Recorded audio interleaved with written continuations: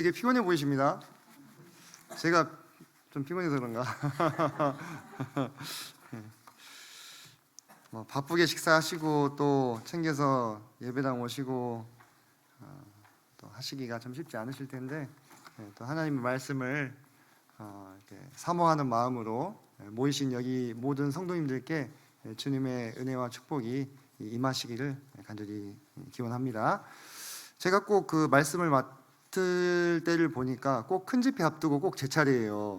그래서 꼭 큰 집회 앞두고 제 차례라서 앞으로 이제 3일 동안 전도 축제가 벌어지게 될 건데 오늘 집회를 차라리 기도 집회를 하면 낫지 않았을까라는 뒤늦은 생각을 제가 그런 기가 막힌 생각이 왜 다 닥쳐서 나는지 좀 미리 했으면 건의해가지고 바꿨으면 더 낫지 않았을까 하는 생각도 드는데 어쨌든 오늘 제 그 말씀도 제가 그랬잖아요. 항상 특식을 먹더라도 외식을 하더라도 집밥을 항상 꼬박꼬박 챙겨 먹어야 하는 것처럼 그렇게 집밥이다 생각하시고 같이 들어주시면 감사하겠습니다. 오늘 주제는 전도자의 책무라는 주제를 가지고 23일이 아니죠. 오늘이 26일입니다. 제가 정신이 없긴 없나 봅니다. 전도자의 책무라는 주제를 가지고 함께 교제를 하도록 하겠습니다. 오늘 본문 말씀은 디모데후서 4장 5절 말씀입니다. 자, 앞에 보시면 나와 있는데요. 함께 말씀을 읽도록 하겠습니다. 시작. 그러나 너는 모든 일에 신중하여 고난을 받으며 전도자의 일을 하며 내 직무를 다하라 라고 하셨죠. 사도 바울께서 이 디모데후서는 돌아가시기 전에 자신이 가장 사랑하는 영적인 아들이었던 디모데에게 남기는 유언장과도 같은 말씀이 바로 디모데후서입니다. 그런데 거기서 이 복음을 전하는 일로 인해서 이제 곧 있으면 사형을 당해야 하실 분께서 여전히 자신의 아들에게도 동일하게 권하고 있는 것은 고난을 받으며 전도자의 일을 하며 내 직무를 다하라, 이렇게 유언과 같은 말씀을 남기고 있는 것을 우리가 볼 수가 있는데요. 자, 우리도 이틀 뒤면은 이제 전도 집회가 아시는 바와 같이 시작이 됩니다. 이 전도는 참 전투와 많이 닮아 있습니다. 일종의 어떤 전투다 이렇게 말씀을 드릴 수가 있겠는데 구도자의 영혼을 놓고 양측이 치열하게 전쟁을 벌이는 거죠. 그래서 하나님의 나라의 영역을 확장시키는 정복 전쟁이다. 우리 그리스도인들 입장에서 봤을 때는. 그리고 사탄의 입장에서는 자신의 영토를 지키기 위해서 발악하는 방어전이다. 이렇게 볼 수가 있겠습니다.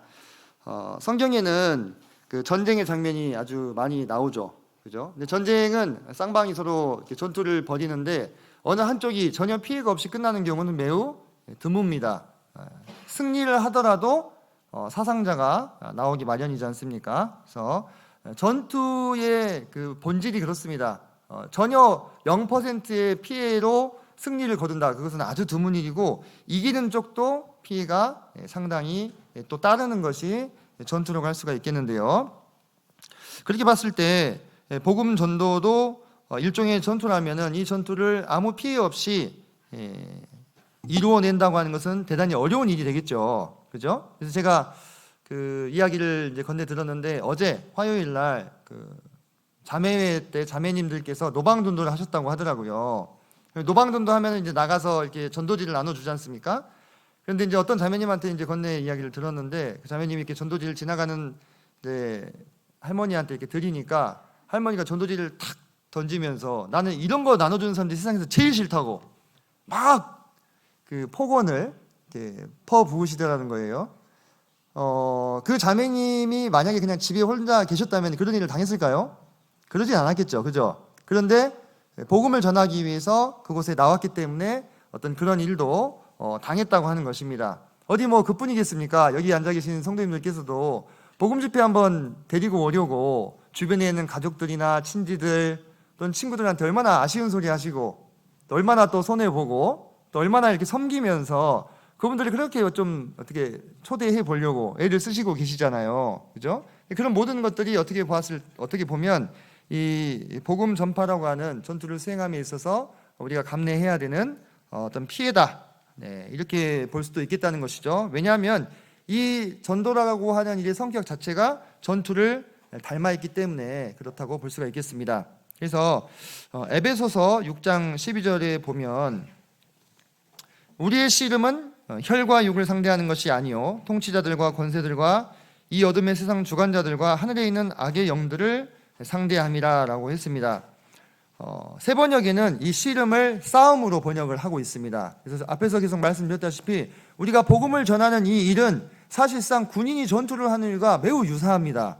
근데 우리는 직접 뭐 총을 쏘거나 칼을 휘두르며 싸우는 게 아니잖아요. 그죠? 우리가 싸우는 대상은 이 세상의 혈과 육을 가지고 있는 적군이 아니라 이 어둠의 세상 주관자들, 그리고 하늘에 있는 악의 영들을 상대하는 영적인 전쟁이다, 영적인 전투다라고 하는 것입니다. 하지만 본질상 성격은 같기 때문에 결코 그 싸움이 아무 피해 없이 항상 영광스러운 승리만 보장되어 있는 것은 아니라고 하는 거죠. 그죠? 그 전투를 치르다 보면은 때로 내가 상처를 받고 커다란 진짜 전투로 치자면 이게 뭐 팔도 막 떨어져 나가고 다리도 떨어져 나가고 이런 거 전쟁 영화 보시면 나오잖아요. 이런 장면들이.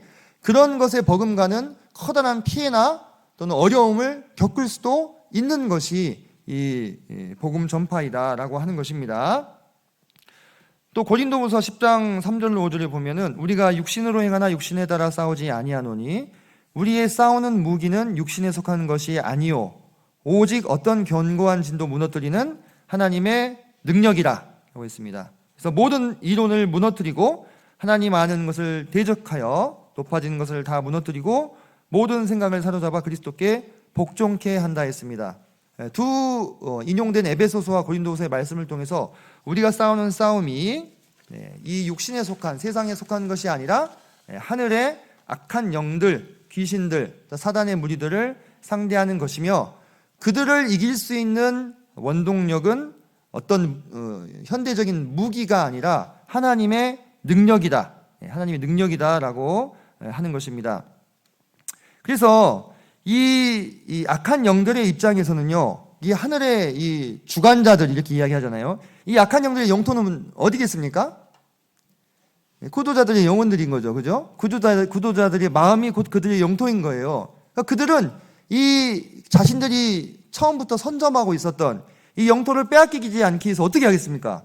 아주 사력을 다해가지고 그 영토를 방어하려고 하는 것입니다. 그래서 우리가 고린도후서에 이런 말씀이 있잖아요. 4장 4절에 보면은 그 중에 이 세상의 신이 믿지 아니하는 자들의 마음을 혼미케 하여 그리스도의 영광의 복음의 광채가 비치지 못하게 함이니 그리스도는 하나님의 형상이니라. 자, 여기 나오죠. 이 세상 신이 누구겠습니까? 방해꾼 마귀인 것이죠. 그 어둠의 주관자들의 대장격인 이 마귀가 이 믿지 않는 자들의 마음을 혼미케 해서 어지럽혀가지고 하나님의 복음이 들어가지 못하도록 그렇게 계속 방어 진지를 구축하고 방어전을 수행하고 있다는 거예요. 이상하게 그 순박하신 분들도 이 예수님 얘기만 나오면 어때요? 눈빛이 촥 날카로워지면서 상당히 거칠게 탁 자르는 이런 모습들을 우리가 심심치 않게 볼 수가 있습니다. 희한해요. 다른 어떤 주제를 가지고도 심지어는 뭐 우리가 만나면 하지 말아야 될 세 가지 주제가 있잖아요. 뭡니까? 정치, 종교, 돈. 그죠? 정치 이야기, 돈 이야기도 괜찮은데 종교 이야기가 나왔다면 갑자기 눈빛이 착 예리해지면서 더 이상 어떤 대화가 힘들어지는 그러한 경우들도 우리가 많이 볼 수 있습니다. 왜 그럴까? 그들의 마음을 장악하고 있는, 지배하고 실제적으로 역사하고 있는 악령들이 있다고 하는 것입니다. 그죠? 그래서 그들을 상대해서 우리가 복음을 전하려 하니 얼마나 힘이 들겠어요. 그렇지 않습니까? 왜냐하면 자, 한번 생각해 보세요. 사탄의 입장에서는요, 이 한 번 이 영혼이 구원받아 버리면 어떻게 돼요? 끝입니다. 맞아요. 이 빛의 군대가 그 마음에 침투해 가지고 한 번 깃발을 꽂으면 어떻게 됩니까? 그때부터는 절대로 영원토록 다시 그 깃발을 뽑을 수가 없다 이 말이에요. 한 번 구원을 받으면, 한 번 그 고지가 점령이 되면 어둠의 군대가 다시 그곳을 빼앗을 수가 없어요. 이제 그 고지의 어떤 지원이 이루어지지 못하도록 막아서 힘을 쓰지 못하게 하고 약하게 하고 그런 일들을 할 수 있을지 모르겠지만 한번 점령된 영토를 다시 빼앗아 올 수는 없다. 그러니 얼마나 이 사단이 자신의 영토를 빼앗기지 않기 위해서 발악을 하겠냐 이 말이에요. 그렇지 않겠어요? 일단 한번 뺏기면 끝이. 그러니까 이거는 절대로 빼앗겨서는 안 된다고 하는 것입니다. 그래서 우리 주변에 아마 성도님들 이번에 전도집회 앞두고 이렇게 초청하시면서 다들 많이 경험하실 텐데요. 우리 주변에 우리 마음을 참 몰라주고 참 우리를 어렵게 하시는 분들이 있잖아요. 우리 마음도 몰라주고 진짜로 가족분들이나 친지분들 또는 또 뭐 이렇게 친한 친구들 한번 좀 와서 말씀 들어보자고 해도 그냥 콧방귀 끼고 아유 너나 잘 믿으라고 하는 그런 친구들에 대해서 너무 그 야속한 생각을 품지 않으셨으면 좋겠어요. 그분들이 왜 그러는 겁니까? 알지 못해서 그러는 거예요. 그죠? 알지 못해서. 그리고 그 눈과 귀가 누구에게 가려져 있습니까? 사탄 마귀에게 가려져 있어요. 사탄 마귀가 아주 적극적으로 그 마음을 혼미하게 하고 있다. 그래서 아마 이 중에 이렇게 그리스도인 2세로 태어나지 않으신 분들께서는 한때 그렇게 복음의 회방자요, 또 복음의 반대자로 또 살아오셨던 분들도 있으시지 않습니까? 그래서 그때의 그 삶을 생각해 보셨을 때에는 지금 거절하고 있는 저 여러 그 가족이나 친구들이나 친지들의 그 태도가 또 일면 이해가 되시기도 할 겁니다. 근데 분명한 것은 그 이면에서 누가 역사하고 있는 거예요? 사탄 마귀가 강력하게 역사하고 있는 거예요. 왜요? 한번 뺏기면 돌이키지 못하기 때문에. 한번 생각해 보세요. 제 입장이라도 한번 뺏기면 절대 못 찾는 것이라면요, 정말 목숨 걸고 지키겠죠. 그렇지 않겠습니까? 사탄 입장에서도 대단히, 우리가 뭐 사탄 입장까지 뭐 고려할 것은 아니지만은 대단히 절박한 거예요. 지금 전전긍긍하고 있다 이 말입니다. 왜? 광주동국교회에서 금요일부터 복음을 전한대요. 자꾸 막 기도를 모여서 하고 막 자꾸 이 구도자들 명단을 모으고 자꾸 막 기도 제목이 올라오고 막 주변에 있는 막 그 친구들 뭐 가족들한테 막 자꾸 막 교회 오라고 이렇게 얘기하는 걸 어떻게 하겠습니까? 실시간으로 모니터링을 하지 않겠냐 이 말이에요. 한번 생각해 보세요. 머릿속으로 한번 그 장면을 한번 떠올려 보시라 이겁니다. 바빠요 지금. 우리 이상으로 바쁩니다. 그들도. 그래서 우리가 이러한 사탄의 회방과 혼미케 하는 모든 것들을 극복할 수 있는, 이길 수 있는 그 방법이 무엇이냐 했을 때 우리가 앞서 살펴봤던 하나님의 능력, 어떤 견고한 진이라고 했습니다. 이 진은 뭡니까? 목적이 뭡니까? 방어용입니다. 그죠? 공격용 진이라는 것은 없어요. 방어용 진은 진지를 구축하고 거기서 딱 수비를 하고 있는 거잖아요. 누구 입장이에요? 사탄 마귀의 입장인 거죠. 그죠? 그 진을 뚫고 무너뜨리는 것은 하나님의 능력, 이렇게 얘기했어요.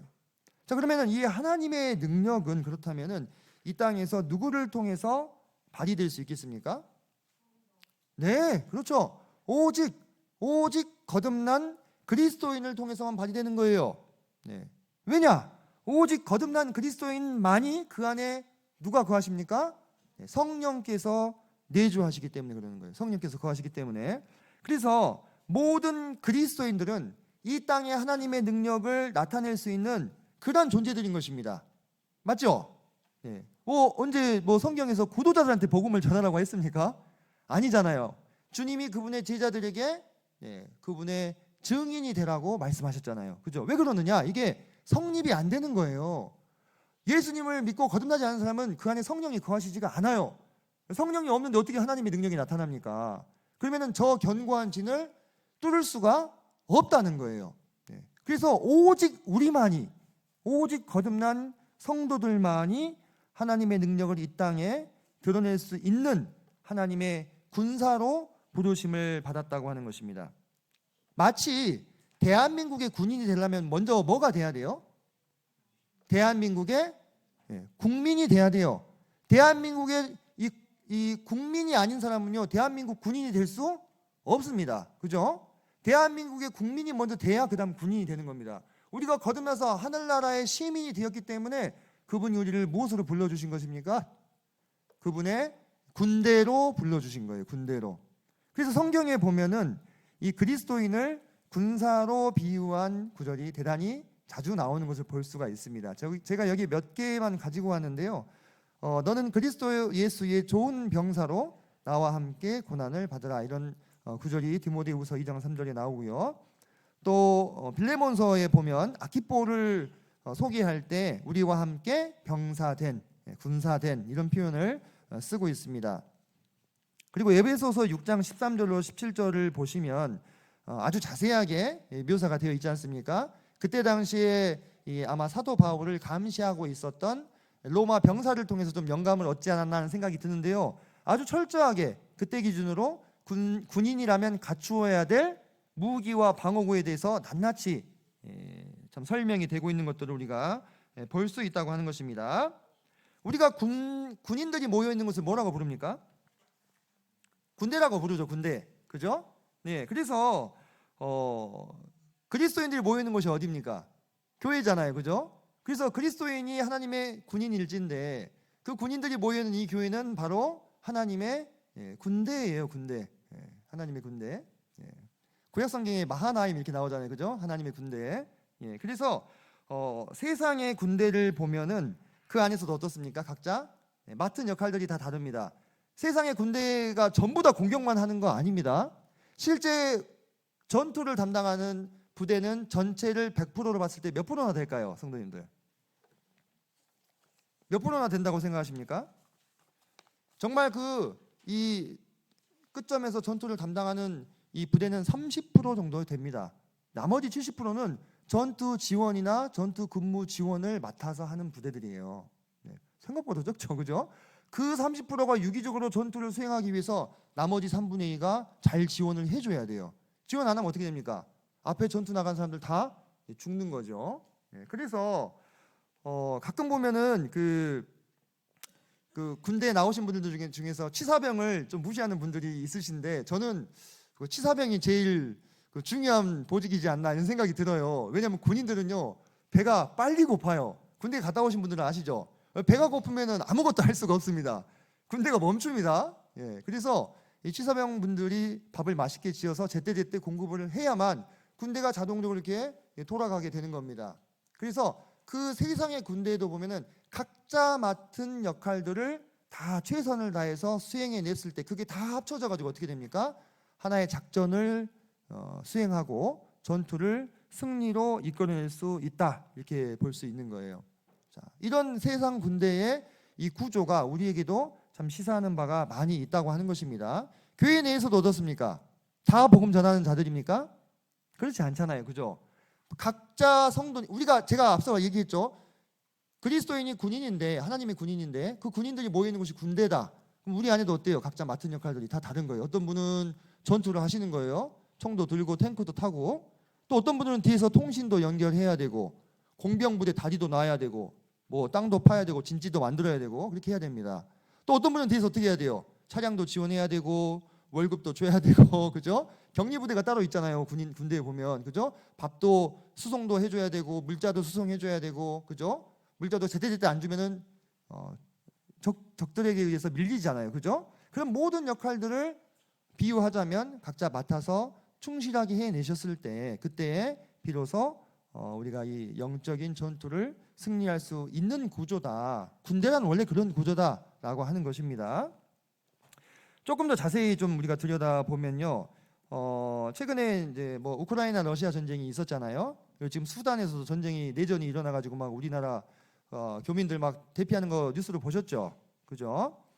근데 현대전에서는 이 공중 전력의 지원이 없이는 결코 승리할 수 없는 그런 시대가 됐습니다. 보시면 비행기가 쑥 날아가면서 어때요? 폭탄을 엄청 떨어뜨리죠. 이거 아무리 소총병이 밑에서 총 100발, 1000발 쏴봐야 이 폭탄 하나면 어때요? 못합니다. 폭탄 하나 떨어뜨리면 끝이에요. 네, 그래서 무턱대고 옛날처럼 보병이 막 돌격 앞으로 해가지고 달려가면 어떻게 됩니까? 다 죽습니다. 그냥 다 죽어요. 그래서 이번에 우크라이나랑 러시아가 전쟁을 벌였는데요.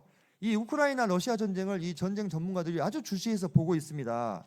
이 전쟁 안에 이 미래의 전에 대한 모든 모습들이 아주 명확하게 드러나고 있고요. 미국은 자기가 가지고 있는 모든 전투 시스템을요, 우크라이나를 대응해 가지고 다 지금 테스트를 하고 있어요. 그 모든 데이터를 다 축적을 하고 있습니다.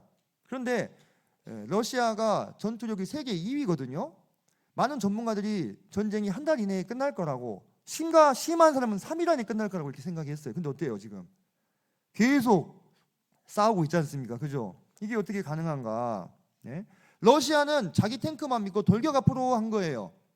근데 우크라이나가 멀리서 드론으로, 포병으로 그 탱크와 보병들을 어떻게 합니까? 다 정밀 타격해버리는 겁니다.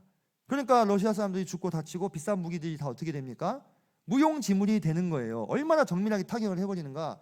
러시아 로켓포 막 바바바방 쏘는 거 볼 땐 되게 위력적이잖아요. 그거 표적지에 맞는 거 한두 발밖에 안 됩니다. 수백 발 쏴봐야. 근데 미국에서 이렇게 정보를 지원해줘가지고 쏘는 거는 한 발에 수백 발 쏘는 효과가 나는 거예요. 러시아를 비교하자면은. 그러니까 우크라이나가 계속 지금 러시아를 밀어내고 있는 그런 상황인데, 이러한 그 공중 폭격, 포병의 포격이 완전히 이루어져가지고 거기 있는 방어 진지를 다 깨부순 다음에 그 다음에 누가 들어갑니까? 그 다음에 보병이 들어가는 거예요. 걸어서 가는 보병이 들어가가지고 잔당들을 어때요? 제거하고 깃발을 딱 꽂으면 어떻게 됩니까? 점령이 완료가 되는 거죠. 현대전이 그렇게 돌아가고 있습니다. 그런데 이런 모습이요, 참 우리의 이 그 영적인 전투하고도 참 많이 닮아 있다고 하는 것입니다. 우리가 이번 복음 집회를 위해서 열심히 기도를 하고 계시는 분들이 많이 계실 건데요. 비유해 보자면 이분들의 기도는 마치 현대전에서 뭘 하는 것과 같습니까? 공중에서 폭격을 하고 포병이 포격을 하는 것과 똑같은 거예요. 이거 맞는 사람이 눈에 보여요, 안 보여요? 맞는 사람은 비행기가 어디 갔다 왔다 갔는지도 몰라요. 포병들요, 몇십 킬로 밖에서 포를 쏩니다. 맞아서 죽는 사람들 죽는 순간까지도 누가 자기를 공격했는지를 모릅니다. 그죠? 근데 우리가 기도를 한다고 하는 것은요, 비유하자면 이와 같은 것입니다. 현대전이 공중의 지원이 없으면 이길 수 없다고 말씀드렸죠. 마찬가지로 이 영적인 전투도 기도하는 손이 없이는 결코 승리할 수 없는 거예요. 말씀드렸다시피 앞서서 우리의 싸움은 혈과 육에 속한 실제 싸움이 아니에요. 그래서 우리가 기도를 할 때 우리의 기도로 인해서 구도자들에게 폭탄이 날아간다거나 미사일이 날아가는 것은 아니겠죠. 하지만 우리가 눈에 보지 못하는 영적인 영역에서는 이와 같은 기도를 통해서 치열한 싸움이 이미 오고 가고 있다고 하는 거예요. 우리가 이런 사례들을 정말 성경에서 많이 발견할 수 있습니다. 제가 대충 추려왔는데요. 자, 성도님들, 모세와 아론과 훌의 이 동역을 아마 기억하실 것입니다. 여호수아가 아말렉이랑 싸우는데 어떻게 하면 이깁니까? 모세가 손을 들면 이기고 손을 내리면 어떻게 돼요? 지죠? 아니 이게 무슨 소리야? 전투의 승리는 무엇에 달려 있습니까? 군사가 얼마나 훈련을 잘 받았는지 또는 무기가 얼마나 훌륭한지 이런 것에 달려 있어야 된다고 생각하는 게 상식인데 그렇지 않았다는 거예요. 모세가 손을 들면 여호수아가 이기고 모세가 손을 내리면 아말렉이 이기고 이런 상황이었잖아요. 이게 무슨 얘기냐? 전투의 성패가 군대에 달려있는 것이 아니라 보이지 않는 영적인 영역에서 좌우되고 있었음을 우리에게 보여준다는 것입니다. 엘리사와 사완, 도단성을 포위했던 아람 군대 기억하시죠? 사완은 무엇만 봤습니까? 눈앞에 있는 그 성을 에워싸고 있는 아람의 군대만을 보고 있었습니다. 그런데 엘리사는 뭘 보고 있었어요?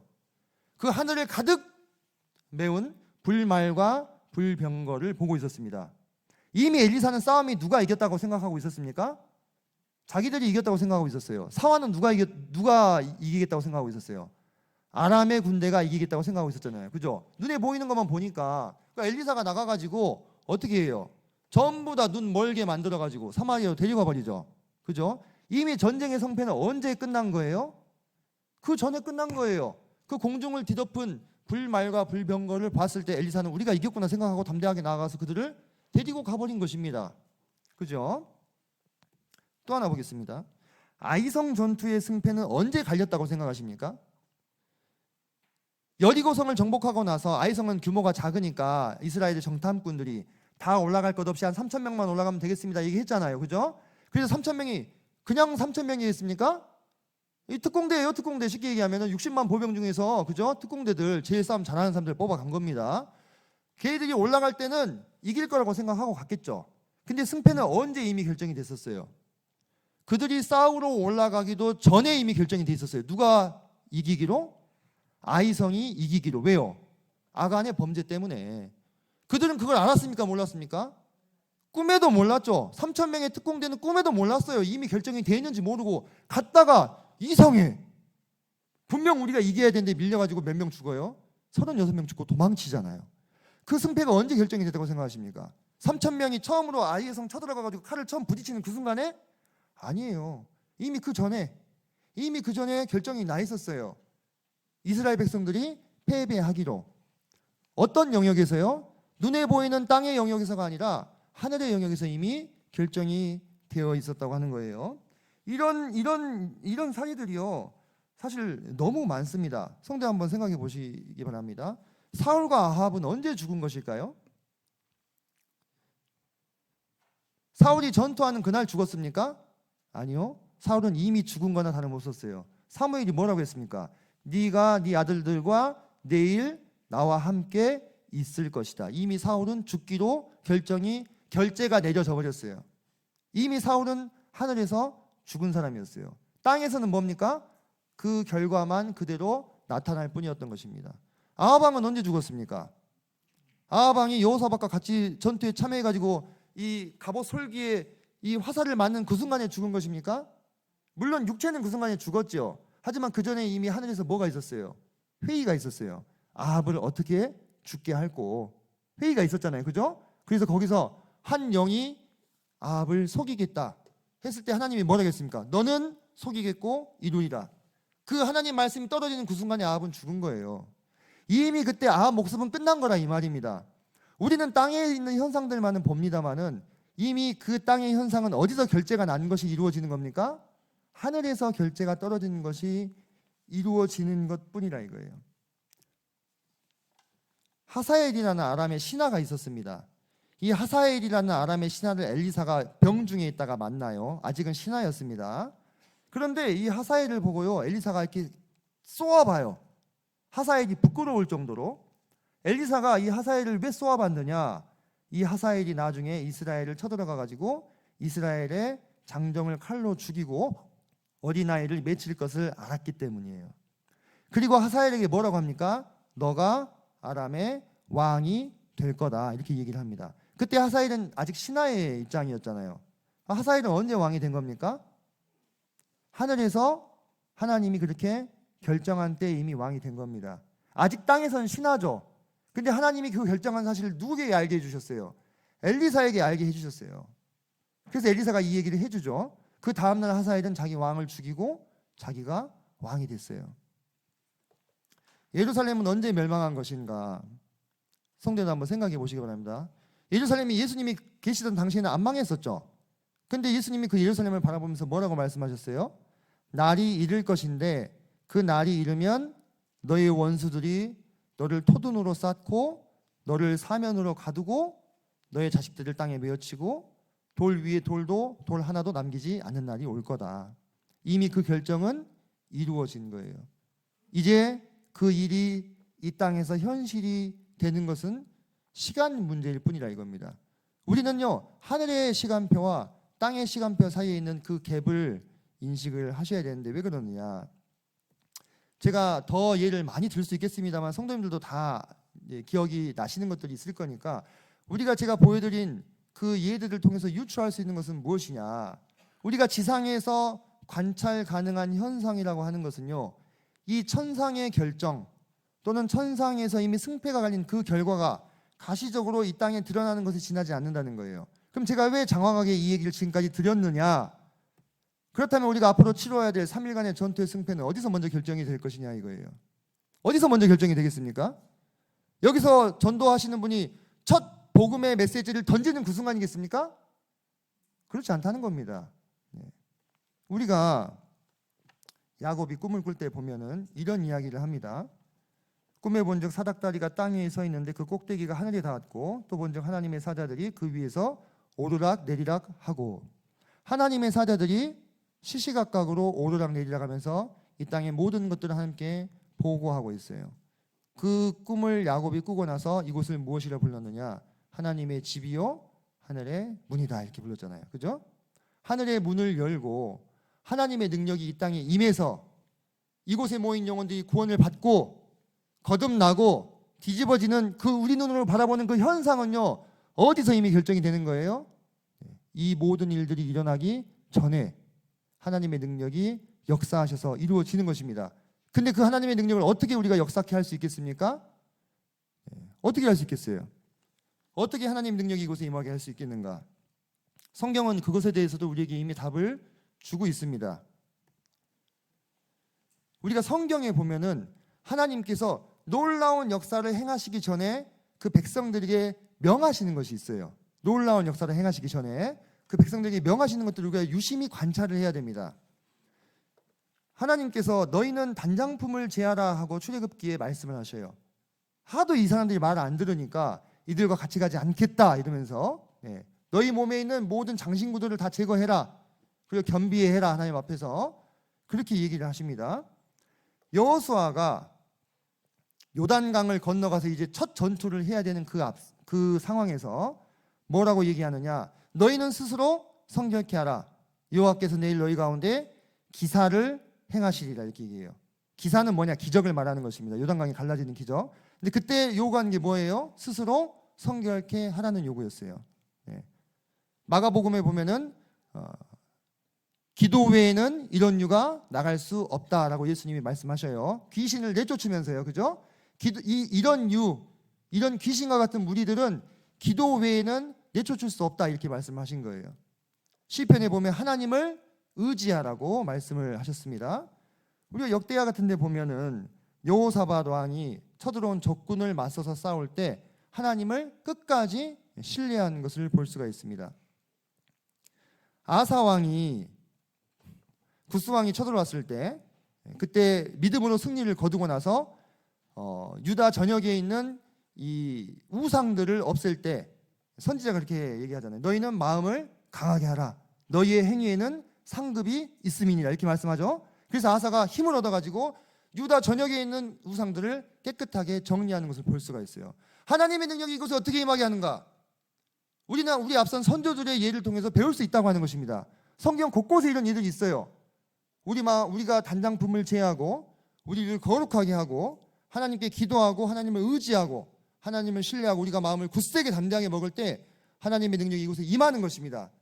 이 싸움의 성패가 하늘에서 승리하는 것으로 드러나게 되고 이 땅에서 그것이 이루어지는 것을 볼 수 있다 이 말입니다. 물론 이것을 어떤 율법주의로 오해하셔서는 안 됩니다. 제가 좀 더 구체적으로 설명을 드리자면 이제 금요일부터 우리가 복음 집회가 시작이 되니까 이제 목요일 지나고 나면 금토일 시작이지 않습니까? 그죠? 적어도 이 기간 동안만큼은 우리가 우리 일상생활의 오락들을 자제하고 우리 마음에 분여하는 마음들을 좀 그치고 항상 일하는 중에도 틈틈이 주님께 기도하고 내가 혹 구도자를 인도하지 못한다 할지라도 그 구도자들 이름이 지금 다 공유되고 있지 않습니까? 그 구도자들 이름을 위해서 기도하고 주님만이 하나님의 능력만이 견고한 사단 마귀의 진을 깨부수고 들어가서 그 영혼을 변화시킬 수 있습니다. 하나님을 의지하고 신뢰하고 우리의 마음을 굳세게 하고 똑같이 하는 거예요. 우리 조상들이 했던 것처럼 우리 믿음의 조상들이 했던 것처럼 똑같이 했을 때에 이곳에 하나님의 능력이 임해서 하나님께서 역사하시고 영광을 얻으실 수 있다는 말이에요. 그래서 마치 현대전에서 하늘에서 공중으로 폭격을 하고 포격을 해가지고 그 방어진지를 싹 쓸어버린 다음에 보병이 걸어 들어가는 것처럼 우리가 함께 기도하고 마음을 합하는 이 과정을 통해서 하나님이 이 구도자들의 마음속에 둘러져 있는 사단 마귀가 진쳐놓은 강력한 그 방어진을 어떻게 하신다 이겁니까? 다 부수어 주신다 이거예요. 그게 부서진 상태에서 누가 들어가는 거예요? 전도자들이 복음을 전하는 것입니다. 비유하자면 그들은 어떤 사람들이에요? 최전방에서 복음을 전하는, 그죠? 최전방에서 이 전투를 수행하는 보병들과 같은 거예요. 근데 방어 진지가 하나도 부서지지 않았어요. 그럼 그 상태에서 보병만 들어간다고 승리할 수 있다 했습니까? 없다고 했잖아요. 그죠? 방어 진지가 하나도 부서지지 않고 견고하게 남아있으면 보병은 돌아가면 다 죽어요. 그렇죠? 원리가 같은 것입니다. 우리가 수행하고자 하는 이 전도, 이 복음, 전파의 이 일도요, 전투와 동일한 것입니다. 우리가 함께 합심하고 기도하고 마음을 합할 때 우리 자신을 성결케 하고 우리 상태를 말하는 것입니다. 정말 마음으로 합심하고 이럴 때에 하나님께서 그곳에서 기사를 행하시는 거예요. 이 영혼이 구원받는 것은 기적입니다. 그렇지 않습니까? 성도님들, 어떻게 내가 구원받을 수 있었던가 한번 떠올려 보세요. 그 상태를, 그 상황을. 내가 어떻게 옛날에 그렇게 하나님의 복음에 대해서 반대하고 하나님의 하자만 나와도 그냥 치를 떨던 그 사람이 변화돼가지고 하나님을 위해서 일하고 하나님의 교회를 위해서 섬기는 이런 사람이 되었는가? 이게 뭡니까? 이게 기적인 거예요. 소경이 눈을 뜨고 절름발이가 다시 걷고 이런 것만이 기적이 아니라 영적으로 죽었던 사람이 부활한 것입니다. 그죠? 영적으로 죽었던 사람이 하나님의 말씀이 임해서 살아난 거예요. 예수님이 그러잖아요. 죽은 자들로 죽은 자를 장사하게 하라. 이 말이 무슨 얘기예요? 예수님 입장에서 봤을 때는 살아있지만 예수님 안 믿는 사람들은 어떤 사람이라고요? 죽은 사람이에요. 죽은 사람. 그 죽은 사람이 말씀을 듣고 다시 영이 살아나가지고 하나님을 위해 사는 사람이 됐잖아요. 이게 뭐예요? 이게 가장 큰 기적 아니겠습니까? 부활의 기적인 것입니다. 그런 기사가 일어나기 위해서 먼저 하늘에서부터 강력하게 이 방어 진지들이 부서져야만 그곳에 들어가서 전도자들이 남은 잔당들을 제거하는 거예요. 남은 잔당들이 누가 있습니까? 이런 거예요. 의심의 잔당, 그죠? 걱정의 잔당. 하나님 믿으면 어떻게 될 것 같아요. 주저함의 잔당. 맨날 주에 한 번씩 모여서 술 마시고 저기 축구하고 그런 친구들 어떻게 하나. 이런 잔당들을 어떻게 하는 거예요? 전도자들이 제거하고 그 영혼이 거듭날 수 있게끔. 거듭난다는 건 표현 다르게 표현하면 뭡니까? 깃발을 꽂는 겁니다. 그죠? 그 마음의 깃발을 꽂는 거예요. 그렇게 하면 한 번 점령된 곳은 절대로 다시 사단 마귀에게 빼앗기지 않는다 했어요. 그렇게 하면 그렇게 돌아가는 거죠. 우리 이 복음 전파라고 하는 것이요. 그래서 이 교회가 하나님의 군대라는 말씀을 앞서 드렸는데 합심해서 각자의 역할에서 각자 맡은 것들을 수행해내면서 점차적으로 하나님의 나라가 확장되어져 가는 그 일을 우리가 함께 한다고 하는 것입니다. 이 마지막에 이 전도자분이 어떤 영혼의 마음에 깃발을 딱 꽂았다 해가지고 그분이 이 모든 일을 했다 이렇게 말씀하실 수 있겠어요? 우리가 쭉 살펴보니까 그렇지 않잖아요. 그죠? 네. 이 세상의 전투도 그렇지 않아요. 그런 방식으로 이루어지지 않습니다. 보병, 탱크, 기갑 이런 애들만 나가가지고 들어가서 싸운다고 되는 게 아니에요. 그 뒤에서 수없이 많은 지원이 있어야만 그들이 정상적으로 전투를 수행할 수 있는 것처럼 어떤 분께서는 기도로 공중 폭격을 해주시고 또 어떤 분들은 또 이 사정거리 안에 들어올 수 있도록 잘 꼬드기고 잘 대접해가지고 데리고 와야 복음을 들을 거 아니겠어요? 또 어떤 분들은 그분들을 위해서 참 섬기고 친절을 다하고 또 대접하고 또 필요한 물질들을 공급하고 그렇게 함께 마음을 쓰면서 이 교회가 마치 이 세상의 군대처럼 유기적으로 각자의 역할들을 다할 때 우리가 이 작전을 성공하고 누군가 구원받는 역사가 이루어질 수 있다고 하는 거예요. 그러니까 얼마나 사단 입장에서는 긴장이 되겠냐 이 말이에요. 지금 뺏기느냐 지키느냐 이 싸움이에요. 빼앗기느냐 지키느냐 이 싸움이라고요. 우리가 절박한 거 이상으로 사단도 아주 절실합니다. 우리가 사랑하는 가족들 구원 받기를 너무너무 바라잖아요. 우리는 아니까. 이대로 안 믿고 죽으면 지옥 가는 거 아니까 우리는 너무 마음이 절박해요. 그 사람들은 전혀 모르죠. 그죠? 하지만 사단 입장에서도 어떻습니까? 나보다 더하면 더했지 덜하지 않다 이거예요. 이번에 뺏기면 내일이 없어. 이런 식으로 달라든다 이것입니다.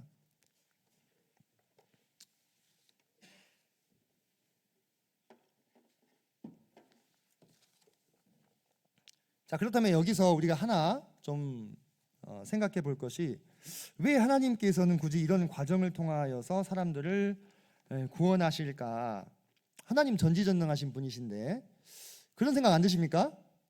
아니 뭔 보병이 나왔다가 뭔 기갑이 나왔다가 무슨 공중 폭격이 나왔다가 그런 거 없이 그냥 하나님께서 샹 이렇게 하면 전 인류가 구원받을 수 있다면 저는 그런 상상도 해봤어요.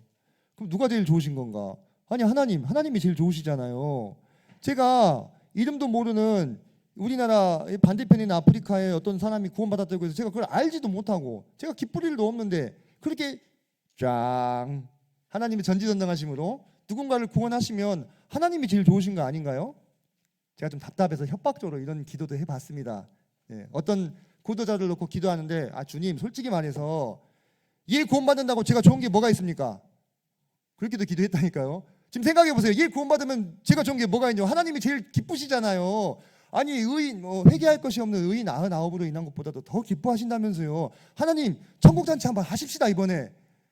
그렇게도 기도 안 해보셨어요? 답답해서 그러잖아요. 아니 영원히 구원받으면 누가 제일 좋아요?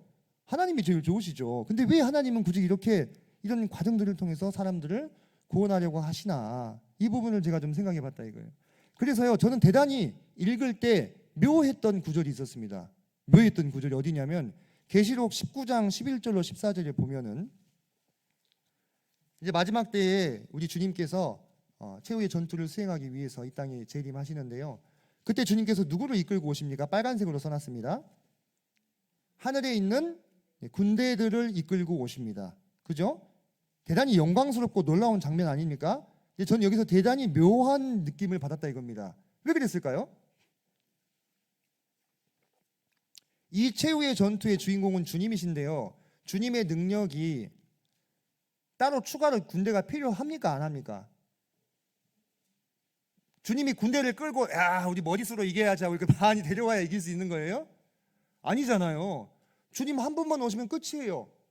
주님 일당백 일당천입니다. 그죠? 그냥 생명을 싹 거두어 가시면 돼요. 근데 왜 주님이 하필 여기서 하늘에 있는 군대들을 다 끌고 오시나 좀 생각 안 해보셨어요? 저는 이 부분이 대단히 묘하더라고요. 네. 참 영광스럽고 감사한 장면이긴 하지만은 근데 왜 그럴까? 왜 그럴까? 제가 마음 가운데 이런저런 생각들을 또 해봤다는 겁니다. 그런데 참 이렇게 보면요, 우리 하나님이 이렇게 일을 행하시는 스타일이 있죠, 스타일. 우리 하나님이 일을 행하시는 스타일이 있어요. 이 성경에 이렇게 나오잖아요. 하나님은 일을 어떻게 하기를 원하시냐면요, 반복적으로 관찰이 되는 부분이 뭐냐면 그분은 그분의 성격상 일을 혼자 못해. 혼자 못한다기보다 혼자 안 하셔. 꼭 누구를 끼워요. 그게 천사가 됐든 사람이 됐든 꼭 누구를 끼워서 같이 하십니다. 같이 하시는 걸 좋아하세요. 우리가 하다못해 회사에서도 상관을 모실 때 어떻게 해요? 그 상관이 뭘 파악합니까?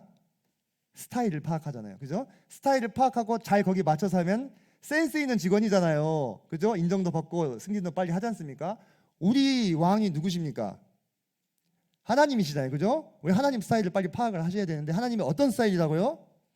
같이 하는 걸 좋아하셔요. 같이. 이게 저랑 좀 안 맞네. 저는 혼자 하는 걸 좋아하는데 우리 하나님은 같이 하는 걸 엄청 좋아하십니다. 그래서 어떻게 해든지 더 끼워서 하셔요. 근데 이게 왜 중요하냐? 물론 능력으로만 보면은 하나님 혼자서 다 뚝딱 하실 수 있으세요. 그죠? 때로 성경에 보면 그런 장면들 나옵니다. 뭐라고 하십니까? 너희는 가만히 있어라. 그렇게 얘기하시잖아요. 그죠? 내가 하나님됨을 알게 해주겠다. 하나님이 딱 해버리잖아요. 그죠? 근데 그런 장면은요 드뭅니다. 그 대부분 보면 어때요? 같이 하셔요. 같이. 그러면서 어떻게 되느냐? 이 하나님께서는 종들을 일양 미쁘심으로 사랑하시죠. 변함없이. 근데 종들은 어떻습니까? 상태가 자주 달라지죠. 자주 달라집니다. 좋았다가 나빴다가 막 어제는 둘도 없는 우리 주님이었는데 오늘은 왜 이렇게 원망이 되고 그러거든요.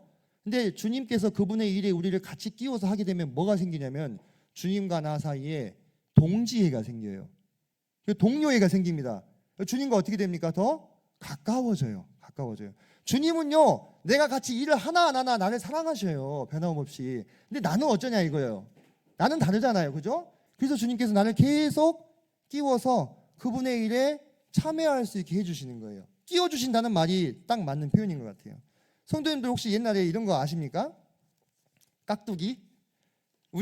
저는 우리 나라의 미풍양속이다 이렇게 생각을 하는데 옛날에 저 어렸을 때 이렇게 놀이를 하면 동네에서 그 놀이에 낄 수 없는 그 좀 약한 동생들이나 그런 애들이 있었어요. 잘 못하는 애들. 그런 애들 끼울 때 뭐라고 하고 끼워줘요? 넌 깍두기야 해서 이렇게 끼워주잖아요. 그죠? 그래가지고 걔는 이렇게 일부러 안 잡아. 좀 같이 놀 수 있게 해주고. 그래서 조금 부족하더라도 같이 끼워서 일을 할 수 있게끔 놀이를 할 수 있게끔 배려를 했단 말이에요. 제가요 물론 저보다 더 훌륭하신 성도님들이 많으시니까 저는 그런 느낌을 많이 받아요. 주님께서 주님의 능력으로 그냥 다 알아서 하실 수 있어요. 근데 주님이 우리를 어떻게 해주시는 거예요? 깍두기로 끼워주시는 거예요. 그래서 같이 하자, 같이 한번 해보자. 이렇게.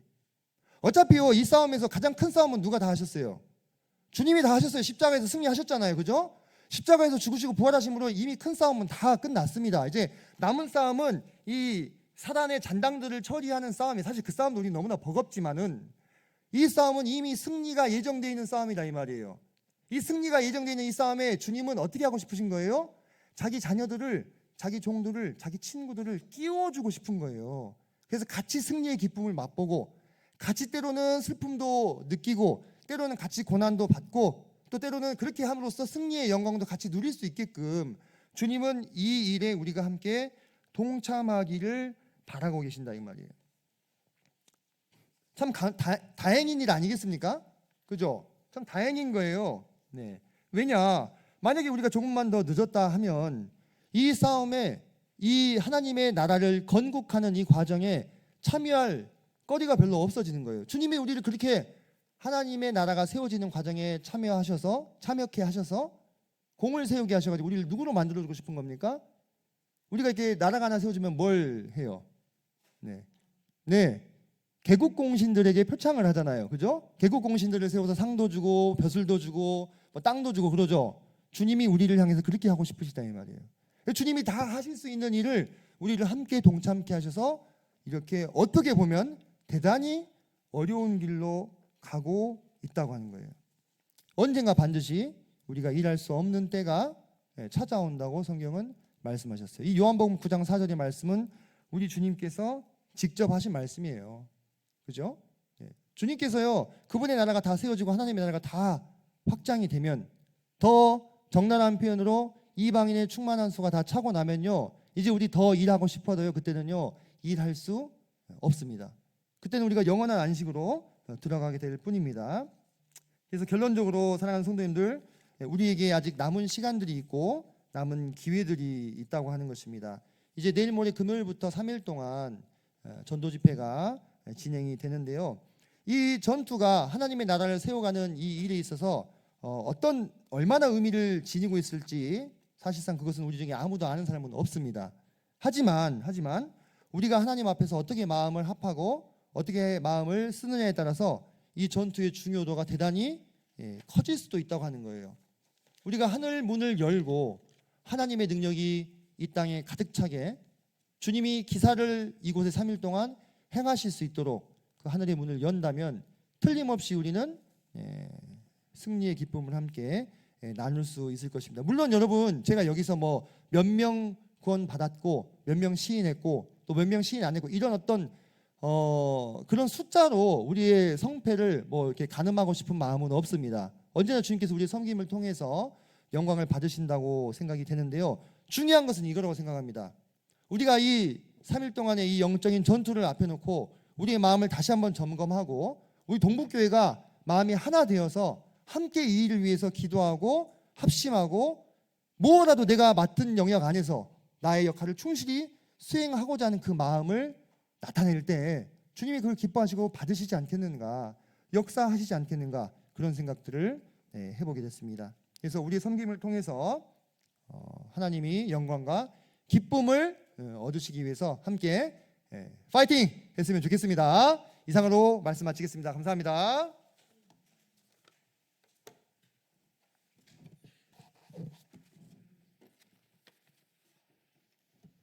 기도요. 네.